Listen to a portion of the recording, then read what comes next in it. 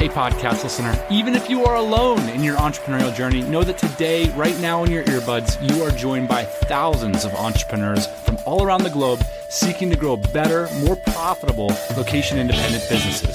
If you'd like to learn more about what we do and download our entire back catalog, check out TropicalMBA.com.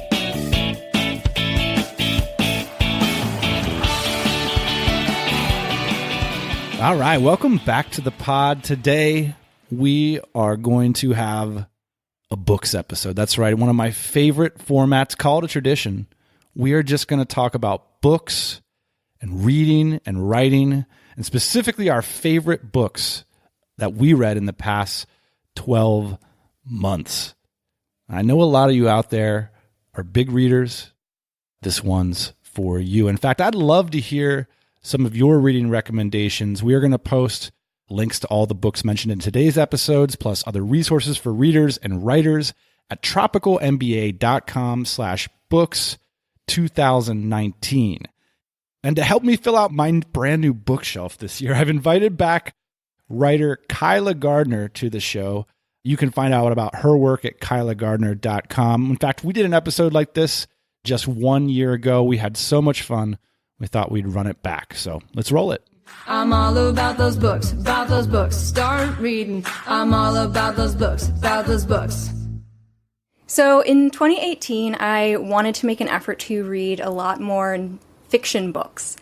I think I've always been drawn to like self-help books and books about writing or about just how to live life. And I think you miss a lot of the more subtle ways that fiction books kind of tell you how to live life, because they're stories about people and we learn a lot from that.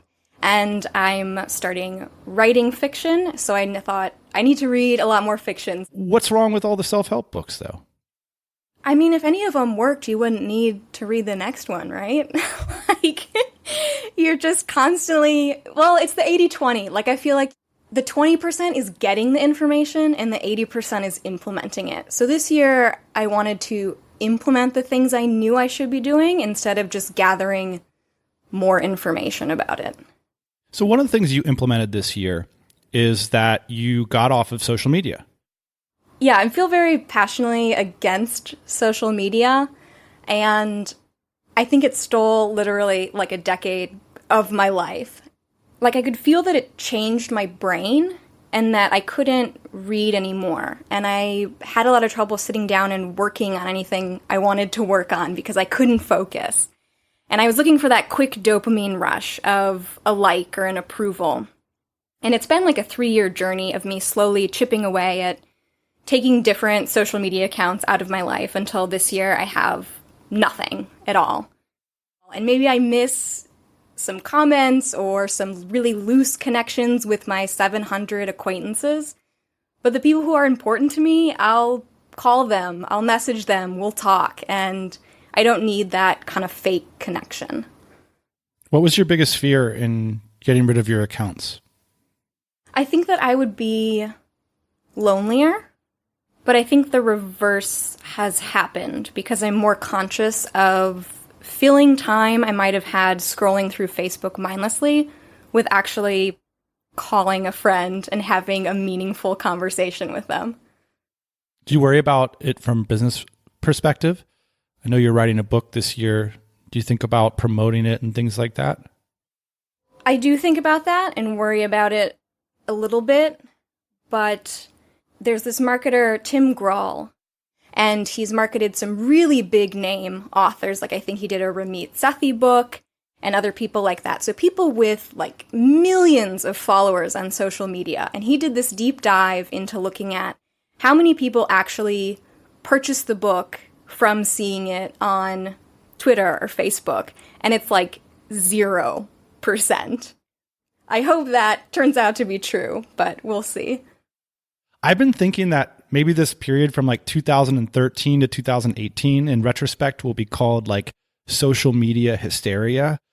One of the things when I was preparing for this episode, I realized that I probably read less books this year than in any of the last 5 years. And I was really disappointed and bummed about that. And I did waste a lot of time this year on dumb social media stuff. And I knew it was dumb while I was doing it. And one of the things I noticed in 2019 is I was like definitely getting serious about changing some of my habits on the internet and my relationship to technology in general. One of the things I was like, man, I got to get back to writing essays because that's really valuable in my life. It's meant a lot for me and my business. I noticed a lot of other people that I used to follow doing essays kind of doing the same thing at the same time. And I was wondering, I wonder if everybody's sort of waking up from this hysteria at the same time and sort of getting back to the things that we knew mattered in the first place before there were, quote, indications or, quote, engagement to show us that they mattered. Likes and comments and shares and these things, they're not really analogous to anything in real life that matters to you. I thought about, like, for example, how many good essays have I, quote, engaged with in the last month? For me, it's probably 2 a day. So I've read 60 essays in the last month. And how many have I, quote, engaged with on social media? Even if it would, surely maybe the author would feel pumped about that. The answer is 1 or 2 or 3 or 4 or 5, maybe 5 of them. But that's not the engagement the author cares about or should care about, because the fact that it's changing the way that I'm thinking, changing the way that I'm behaving, changing the way that I'm interacting with my family, the fact that I'm building an intellectual relationship with them as an author, those things are all very real and they're all happening. And they're not going to show up on Instagram. Right. Now the big thing on Facebook, I feel like, is to write like a super long screed. It's very emotional. It's very vulnerable. You're giving this whole thing. I feel like it's not a well thought out thing. It's not like a full book or a full essay. And I want to read the stuff that people had to go like into a hole for weeks or months to create, so that I know that it's worth my time when I read it versus just something dashed off. Here's what I think. Here's my initial response to this. Just, I want more thoughtful stuff. Kyla, tell us a little bit about the book that you're working on. I'm working on a thriller novel about digital nomads. So my elevator pitch for it is that it's like The Beach, but 20 years later. And for people who aren't familiar with The Beach, it was a okay movie with Leonardo DiCaprio, but a really good book by Alex Garland. And I listened to it on audiobook, which was really good. The narrator did a really good job with all the different accents. And it's basically backpackers in Southeast Asia meet the Lord of the Flies. They try to create this idyllic utopia on a Thai island, and then of course it ends in death and destruction. I've been inspired by it and hope to create something equally as dark and kind of capturing a moment, but everybody's got laptops. It's cool because one of the questions I get asked all the time is, will you be in my digital nomad documentary? And my answer is just no, because I've seen so many of these things and they're so boring. Yeah. I mean, there's just nothing interesting about sitting behind your laptop making businesses. So how do you intend to make what otherwise is a snooze fest into something exciting? So I see the digital nomad aspect of it as kind of the setting it takes place in. And the main plot could be something that happens with people who don't work from their laptops, potentially. Some of those details do get woven in and are a part of the plot, but the main core of it is something that's not just, oh, I made money online and isn't that exciting, and now let's like watch my stats for the next few months, because no one wants to read that. That sounds really exciting. My sense is that the narrative will be for a broader audience, but I hope for us insiders that you'll leave some Easter egg. Yeah, definitely. Cool, Kyla. So let's get moving on to then the books that we selected. The ground rules for the episode is that we each selected 5 books that we read in 2018 that we think TMBA listeners would enjoy reading. Now, what criteria did you use to select your books? So I tried to select books from a lot of different genres.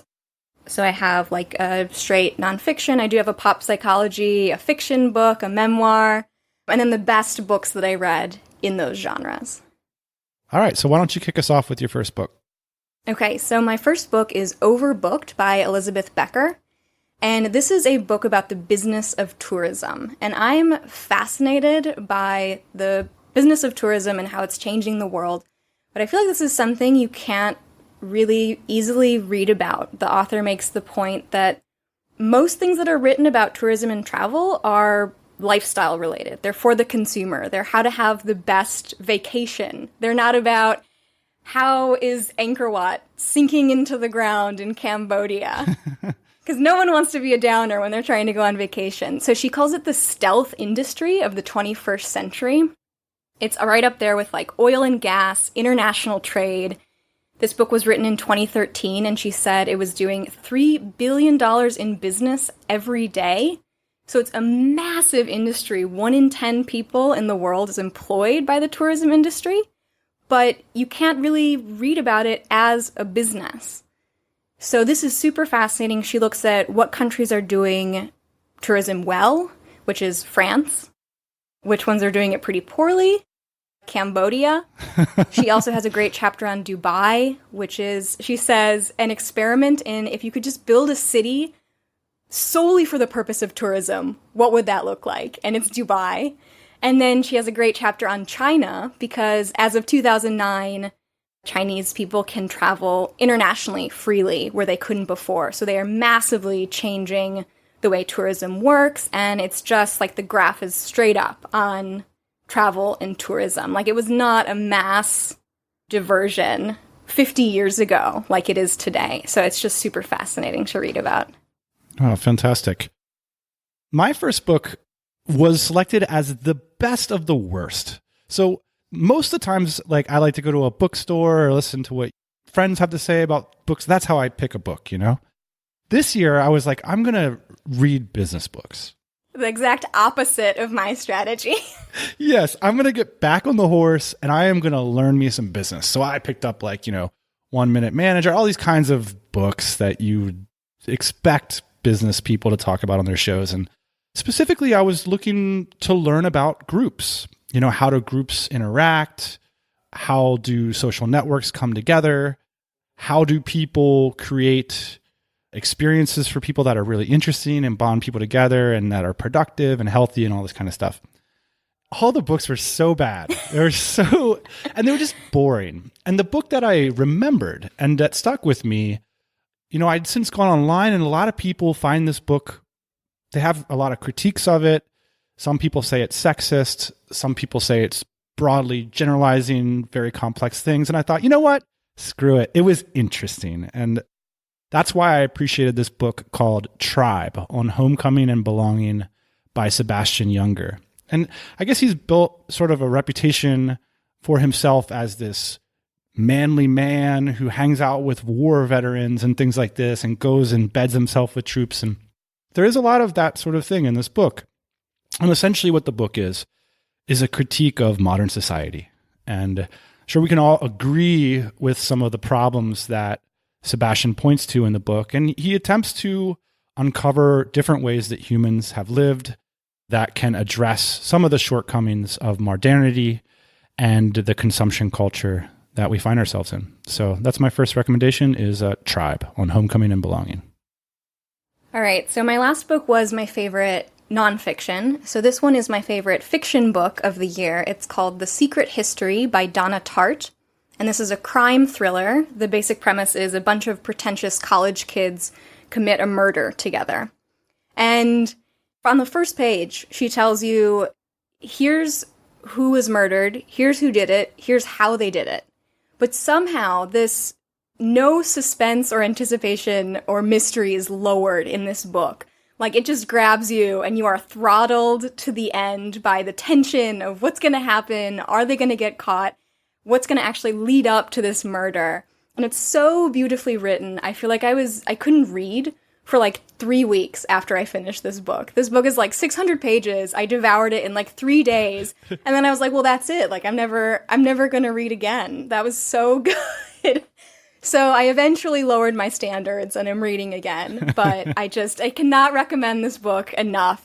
It was so amazing. I'll stick with the direction you're taking things, which is for me, I like to read novels in the evening and to sort of unplug, to wind down. And oftentimes I will reread novels that I really loved. So there's this book by Richard Russo called Straight Man that he eventually won the Pulitzer Prize, but I think his best book was Straight Man. And it's about this professor in central Pennsylvania who's sort of washed up and having a midlife crisis. And I so related to this character who was just a bit too clever and sort of struggling and so funny.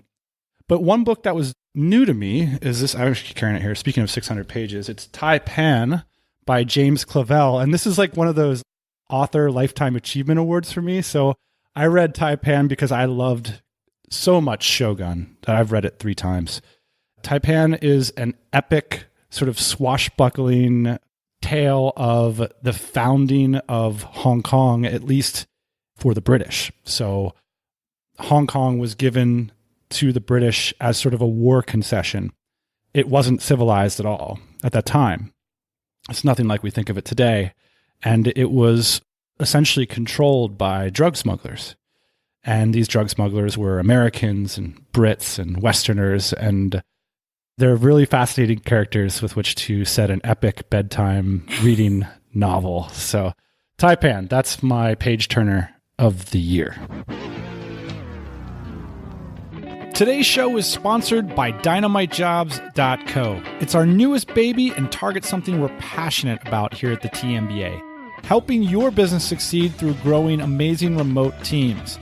And we know from personal experience just how hard it can be to find the right people. And that's why we've designed Dynamite Jobs to address that problem. So starting at as low as $200, we can help you find your next remote team member. And for $500, we'll handpick the best candidates using a pre-vetting process. We call it Wise Match, and it's designed to save you days, even weeks of your time determining the top-ranking candidates for the role that you need. And for those of you seeking remote jobs, I urge you to register with us. It's completely free. I promise you we're not just the next job board. We want to work actively with you to identify ideal positions for your skill set. So whether you're looking to hire great people or whether you're one of those great people who feels that your skills are wasted in your current company and you want more freedom and flexibility in your life, check out DynamiteJobs.co today. All right. My next book is Anything You Want by Derek Sivers. And this is a super short read. You can finish it in an hour. And it's a bit of a memoir, lessons learned, quick stories from entrepreneur Derek Sivers about how he began, grew, and then sold his company CD Baby. And I really personally connected with this book because it reminded me there's no right way to do things. Like, if you're going to start a lifestyle business, you want more freedom in your life. Obviously, you're a person who's like, I don't want to be told what to do. I don't want to do the 9-to-5 thing and do what I'm supposed to be doing. But then there's so many questions once you get into it. It's easiest to look at what other people are doing and still follow scripts that exist for how to be a good entrepreneur or how to live the digital nomad lifestyle. So this book really made me feel like you have the freedom to do whatever you want and you don't have to follow any scripts. And he made so many mistakes with CD Baby because he just wanted to do it his own way and it would end up... So what's CD Baby? It's a online marketplace for musicians to sell their music, and it was one of the first ones that existed. And he ended up selling it for like 22 million, I think, so super big business. And I read this like 6 months ago, and then I just recently reread it and got different things out of it each time. So I think it's a book you can go back to and still find new things in it based on where you are in your life. I totally agree with that recommendation, and I've revisited this book a few times as well. And, you know, Derek presents himself as a very modest author, but I'm tempted to put some punctuation on this book because I think one of the things as you get a little bit of momentum in your career and your life is it's easy to forget that your instincts are valuable and that if you're looking for external markers or validation all the time, sometimes that can undermine the good instincts that got you to where you are right now and that you do understand that things are valuable. I run into entrepreneurs all the time, you know, they get some momentum, they're making a good living, they've got a good thing going, and now all of a sudden it's like they got to listen to some advice giver, or they got to get an investor. They got to get somebody who, like, quote, knows what's going on to tell them the right way to do this thing. And I think Derek's book, for me, is like a rallying cry for your instincts and your taste, and suggesting that those things are often more important to ventures than we give them credit for. Great suggestion. On that front, I'll share my favorite book of the year. I think I'm going to sound a little bit like a broken record on this podcast, but my favorite reading experience of the year was Skin in the Game by Nassim Taleb, which is essentially a riot. It's hilarious, it's irreverent, it's incredibly profound and insightful on all kinds of topics, even talking about career, business, earning, expatriatism, things that are very close to the topics we discuss on this show. But also, you know, what resonates with me so much about this is, maybe if I could say, like, as the world gets more digitized, you know, this happened in modernity in the 20th century generally, but in our generation, there's just so much information about everything that it's so tempting to think that whatever is on Google after a query that you make is real life. If you type in, like, what is the best restaurant in New York, like, that list that's the answer. Like, that is life. Like, life is represented in information by institutions more or less accurately. I think Taleb's work is just a strong rallying cry to remember that life is very complex, and to be suspicious of people who claim to have it figured out, specifically when they're asking you for money. This book is just absolutely fantastic, and I could, like, sit here and advise people to read Skin in the Game, but as appropriate to the book, I'll just say I've read it twice already in 1 year. So there you go. Yeah, I feel like Google searches and Yelp reviews and things like that are the next, now that I've gotten social media out of my life, that's the next frontier of, like, you know what? I don't care what star rating this restaurant has. I'm going to go and decide for myself whether it's good or not. All right, so my next one is a pop psychology book, Grit by Angela Duckworth, and she's a researcher, and she researches grit, which is like a character trait, and it's basically persistence. And the basic theme of this book seems really obvious. Like, if you just keep working at something, you're persistent over a long period of time, through setbacks, you're going to be successful. But I found that the book was really interesting, much more nuanced than that. She says that we really overvalue talent. Even though it's supposed to be really admirable to work hard, if you're given the choice between someone who's naturally gifted or someone who has no natural gifts but worked really hard to get to the same place, you're going to respect the naturally gifted person more. And now that I've read this book, when I see people complimenting each other, like shout out on social media or things being written in the press about people, it's surprising how much you realize now how much talent is thrown around. Like, oh, that person is just an amazingly talented pianist. And it's not that they've studied it 8 hours a day for 20 years. So I found it inspiring that it's going to suck, but if you can just put your head down and work, you can get there. Does the book provide a path towards developing this character trait? She says that you can develop it, so she talks about deliberate practice, which is identifying your weaknesses, making a goal for how you're going to get better at that, having short feedback loops to get feedback about it, and then continually improve, and it's just continually identifying those weaknesses, and it's painful, but sticking through it. I think it's true. Like, if I could go back to, like, my young self and offer one insight, it would look something like that. That I was under the talent illusion for a very, very long time, even when it was challenged in certain practices. And now, as an older person, it's interesting because you think about how much time you have left and that you have to make decisions about what you're going to try to be good at. I feel like I'm a very natural dabbler. I just love being, like, I learn things very quickly and I enjoy that. So I'll take something up for like 2 months or 6 months and then be like, okay, that was fun, but now I'm on to the next thing. So she has a grit scale you can take in the book, and I got like 0. So you're zero gritty. It explained so much. Well, I'll tell you what, I think dabbling combined with the writer personality can actually be a really wonderful thing, because as a fellow dabbler, I get into these worlds occasionally that I think are so fascinating, but that the people in those worlds they're just into it. They don't see like, hey, don't you agree that this is really cool for everybody else to see too? And they're like, no.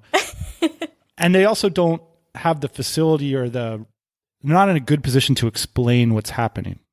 You notice this a lot where like really great athletes often struggle to describe the techniques that they're using and why they're important, or they'll describe the techniques that would only be relevant to someone with years and years of a base, basically.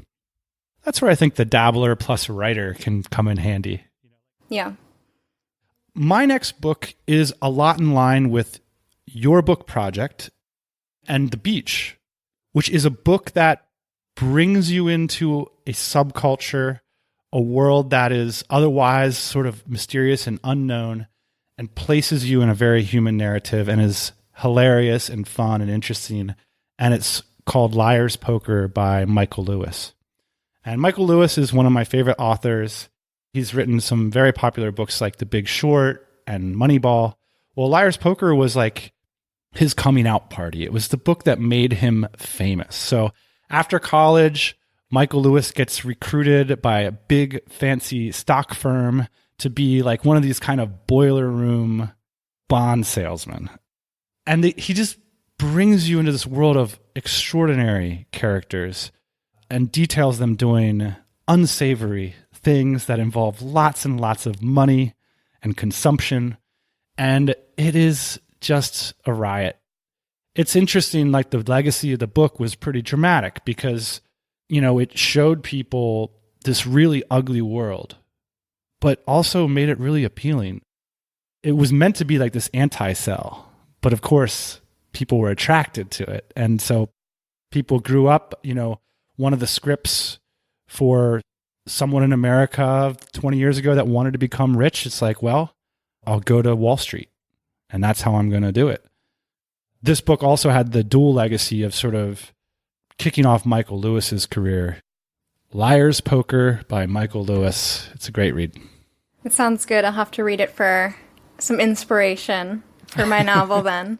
Which, by the way, I don't think I mentioned is titled Guru. I love it. So I'm excited about that. Okay, so my next one is Educated by Tara Westover. And this is a memoir, and it was sort of all over best of 2018 lists, but I really enjoyed it.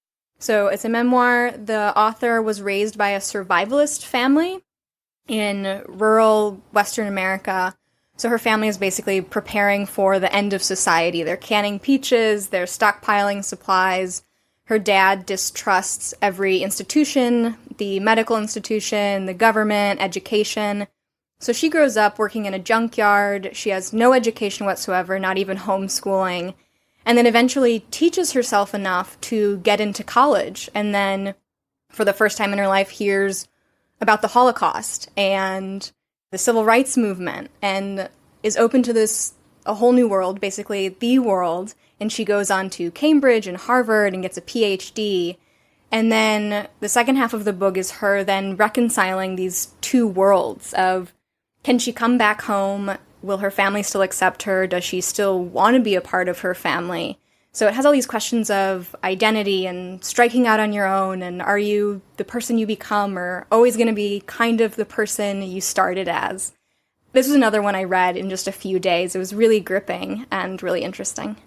So are we on number 5 now? I think was that your final one? Yeah. My final book of the year is Digital Minimalism by Cal Newport. Now, I'll give this book a little bit of a mixed review. I actually think the book is more important than good in some ways. Like, it's a good book, but not a great book. There's some shortcomings, which readers of this show have pointed out.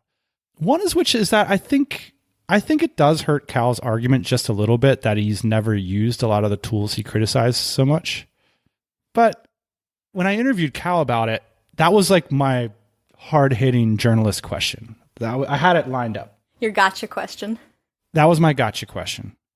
And I didn't ask it because he addressed it for me in that interview by as someone who was perfectly fine, who had never used any of this stuff. And I thought it was its own argument. And it was interesting for that reason. I found this book to be inspiring and important. Like, I thought Deep Work, his previous book, was just like a ball-in book. Like, it was really, really well done. I think digital minimalism fails to really, truly coin like the movement he's gesturing towards. But that doesn't mean that gesturing that way isn't hugely important and inspiring. And so I would highly recommend, I don't know why I'm giving it a mixed review. Maybe I should say it a little bit differently. I would highly recommend that listeners of the show check out Digital Minimalism. You can start out by listening to my interview with Cal just a few weeks back on this program. He's one of my favorite blog authors and book authors in general. Yeah, I loved this book too. And last year I had Deep Work as one of my books. So I was super excited about this one, but also skeptical because as someone who I read everything there is to read about social media addiction and how to get off it and all that stuff. So I thought it would be a bit of a rehashing of what's already out there. I learned a lot of new things, and he has some new approaches in ways to think about things, so I really enjoyed it. I'm all about those books, about those books. Why don't we do some bonus reads here at the end? Okay. So one thing that I've discovered this year is the library. And as a person who's traveling constantly, I read mostly on my Kindle. I do prefer to read paper books, but it's just not very practical traveling a lot. And I got a library card in the suburbs of Chicago where my parents live. And there's this system called Overdrive where the library purchases ebooks and also audiobooks. And then you can rent them on your Kindle or through your Audible account. So I've just been renting, like, all the books I've been reading. You get them, you sometimes have to go on the wait list, and then you wait, and then you have it for 3 weeks, and then it just is on your Kindle, and then it disappears when you're done with it. And it's saving me so much money, and I love it. That's a great tip. Might as well, for listeners who have not yet signed up for an audible.com account, I think it's the best membership that money can buy. One of the things that's changed in my life is I've been going hardcore paper, Kyla, which made this episode a little bit harder for me. It's an interesting heuristic. Like, how many books have you rebought, reread, and re-libraried? There's one sitting on my coffee table right now. I'll show you. This is one of my favorite books of all time, so I'll include this as my bonus read. It's by Friedrich Nietzsche. It's called On the Genealogy of Morals. And I reread this book every couple years, and this was one of the original books that cracked my mind open, that showed me a world that I did not really believe could exist before I opened the book. I can point to probably only 5 or 10 books in my whole life that really, truly, and not just like, hey, did you know in this country people are doing X, Y, Z, but really like conceptually equip you with a new way of looking at the world. And On the Genealogy of Morals was one of those. Nietzsche was like the original, like, he just calls out phonies. He hates phonies. And he's just so good at it. He's got such panache and humor when he does it. I always giggle when I read Nietzsche. And I think part of the reason I love Nassim Taleb so much is that they remind me of each other. They have that same quality. And so that's my bonus book. If you really want to get your mind blown, check out On the Genealogy of Morals by Nietzsche. All right, I have a few different bonus ones. I was trying to get my finances in order last year, so I read Profit First by Mike Michalowicz, which is a business book about finances, and this helped me realize that my business was not profitable. So it's a good system, though, for like separating your bank accounts. You assign percentages to where you want that money to go, and then try to stick by those percentages. So that's a good system for business finances. And then also for personal or money mindset, Secrets of the Millionaire Mind by T. Harv Eker. And this one makes you look at your limiting beliefs around money, or just paying more attention to how it's talked about in culture or things that you grew up believing about it. And he has this one thing that I always tell people about Like he has, you're supposed to do these, like put your hand on your heart and say this out loud to yourself in the mirror. And one thing is if you see money on the ground, you pick it up and you say, I am a money magnet. And I've never done this, but it's kind of campy in that way, but you have to go with it. And so I really like it. That's fantastic. Kyla, thanks as always for sharing your time and your book recommendations with the TMBA audience. Are you up for doing it next year again? Absolutely, yeah. Cause you know I'm all about those books, start reading. I'm all about those books, start reading. I'm all about those books, start reading. I'm all about those books. Hey, big shout to Kyla Gardner for stopping by the show today. If you're interested in being one of the first people to be notified about her new book, go check out her website at KylaGardner.com. I feel like Kyla's got an extreme talent for blurbing. I think I got a little bit out blurbed in this ep. I do hope that you enjoyed this one and that Kyla will come back next year to run it back again. We'd also love to hear your recommendations. So if you got a favorite book that you read recently, we'd love to hear about it in the comments. We're also going to post the links to every book mentioned as well as resources for writers and readers over at TropicalMBA.com/books2019. Thanks for joining us again here at the TMBA. And as always, we'll be back next Thursday morning, 8 a.m. Eastern Standard Time. Hey, thanks for listening to the Tropical MBA podcast. You can go to TropicalMBA.com, get access to hundreds of back episodes and all kinds of other goodies. Load up your iPod. That is the cheapest way to fly business class on your next international flight. We will see you next Thursday morning, 8 a.m. Eastern Standard Time.